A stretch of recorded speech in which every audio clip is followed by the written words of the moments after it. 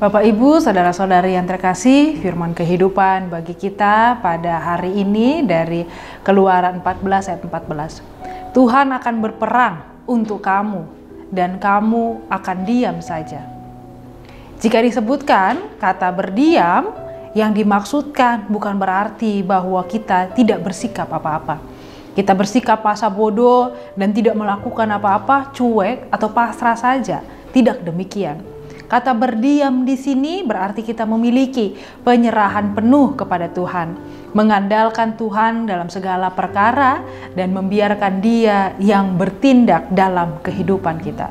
Bukankah sering kali kita menganggap diri kita mampu, lalu bertindak dengan mengandalkan kepintaran dan kekuatan kita sendiri, mengatasi permasalahan yang kita alami, lalu kita tidak berdiam diri. Dan kita pun tidak mencari Allah dan tidak berdoa. Dan kita hanya mengandalkan kekuatan diri kita sendiri, berharap kepada manusia, dan akhirnya semua menjadi sia-sia. Bahkan Alkitab menegaskan bahwa ketika kita tidak mengandalkan Allah, pekerjaan kita pun menjadi sia-sia. Ketika dikejar-kejar oleh pasukan Firaun, bangsa Israel mengalami ketakutan yang luar biasa. Dalam kepanikannya mereka mengeluh, mengomel, dan menyalahkan Musa selaku pimpinannya. Lalu Musa berkata, "Janganlah takut, berdirilah tetap dan lihatlah keselamatan dari Tuhan yang akan diberikannya hari ini kepadamu. Sebab orang Mesir yang kamu lihat hari ini tidak akan kamu lihat lagi untuk selama-lamanya." Tertulis dalam Keluaran 14 ayat 13. Secara manusiawi perintah Musa untuk berdiam saat musuh sedang menyerang itu sangat tidak masuk akal. Namun Musa hendak mengajarkan bangsa Israel untuk bergantung kepada Tuhan sepenuhnya di segala keadaan, berserah penuh kepada Tuhan sebagai tanda bahwa kita ini tak berdaya, kita ini di dalam keterbatasan, tidak mampu dan lemah. Ketika kita mengangkat tangan, itulah kesempatan bagi Tuhan untuk turun tangan menolong, menyatakan kuasanya atas kita. Tuhan akan berperang untuk kamu dan kamu akan diam saja. Bapak, Ibu, saudara-saudari yang terkasih, saya memiliki ilustrasi mengenai berserah ini. Demikian, ada seorang anak kecil yang sedang bermain sendirian dengan mainannya. Sedang asik-asiknya bermain, tiba-tiba mainannya rusak. Dia mencoba membetulkan sendiri, tetapi rupanya usahanya untuk membetulkan sendiri menjadi sia-sia. Maka dia mendatangi ayahnya untuk meminta ayahnya memperbaiki mainannya yang rusak. Sambil memperhatikan ayahnya, dia memberikan instruksi kepada ayahnya. "Ayah, lihat yang sebelah kiri, bagian kiri saja. Lihat bagian kanan, mungkin di situ kerusakannya." Anak tersebut berulang kali melakukan instruksi kepada ayahnya, seolah-olah ayahnya tidak tahu. Ayahnya menuruti keinginan anaknya, tetapi ternyata permainan tersebut belum juga betul. Mainan tersebut belum juga bisa diperbaiki. Maka anak tersebut memberikan komentar lagi. "Oh, mungkin bukan di situ ayah yang rusak, di sebelah yang lain. Mungkin di sebelah kanan, mungkin di atas. Coba lagi perbaiki ayah, coba." Berulang kali anaknya memberikan instruksi kepada ayahnya, seolah-olah ayahnya tidak mengetahui apa-apa. Ayahnya kembali menuruti, tetapi kali ini benar-benar tidak bisa diperbaiki mengikuti instruksi anaknya. Maka anaknya kembali lagi memerintahkan ayahnya, "Kalau begitu coba di bagian depan, kali aja ada masalah di situ." Maka kali ini ayahnya bertindak dengan tegas. "Sudah, yang di depan sudah diperbaiki, di sebelah kanan sudah diperbaiki. Kalau kamu memang bisa, mengapa tidak kamu kerjakan sendiri saja? Jangan ganggu ayah lagi, ayah banyak kerjaan." Akhirnya ayahnya marah dan tidak mau lagi mendengar instruksi anaknya. Tetapi setelah dia mencoba beberapa saat membetulkan sendiri, anak tersebut berusaha sendiri membetulkan mainannya, ia juga belum mampu berhasil memperbaikinya. Maka akhirnya anak tersebut kembali kepada ayahnya sambil merengek, "Ayah, tolonglah aku sekali lagi. Aku suka sekali dengan mainan ini. Kalau rusak bagaimana? Tolonglah ayah betulkan supaya bisa jalan lagi." Karena tidak tega mendengar rengekan anaknya, si ayah akhirnya menyerah.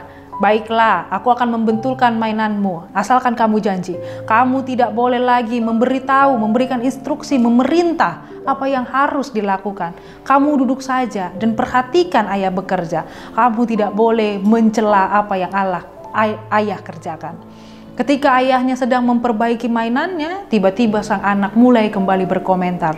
Mulai lagi memberikan instruksi. Jangan begitu ayah, buat seperti ini. Lihat bagian ini, mungkin ini yang rusak dan lainnya. Kali ini ayahnya berkata dengan tenang.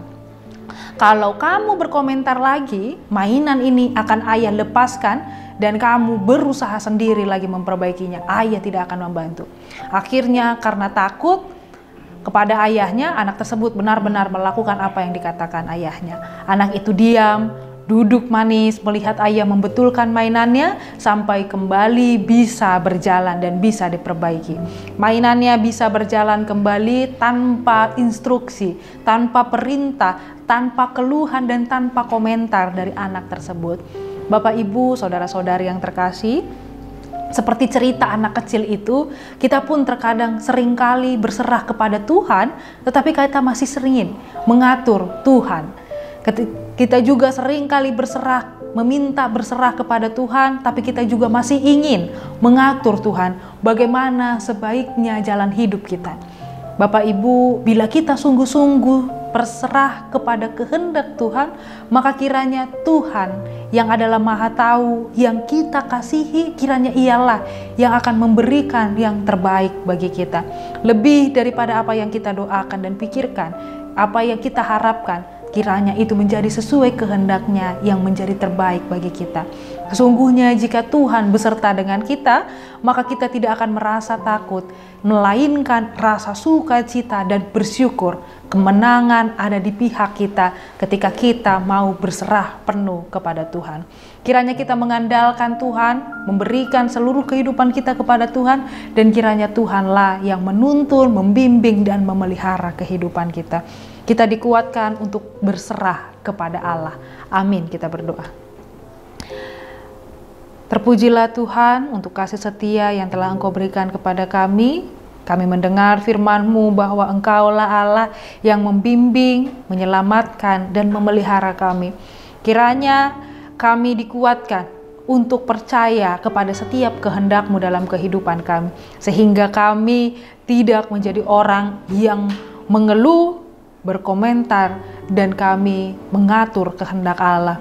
Tetapi kiranya kami menjadi orang yang benar-benar percaya akan karya Allah dalam kehidupan kami, sehingga tidak hanya karena duka cita, tidak hanya karena harapan kami yang tidak tercapai, kami meninggalkan dan kami mengandalkan diri kami sendiri.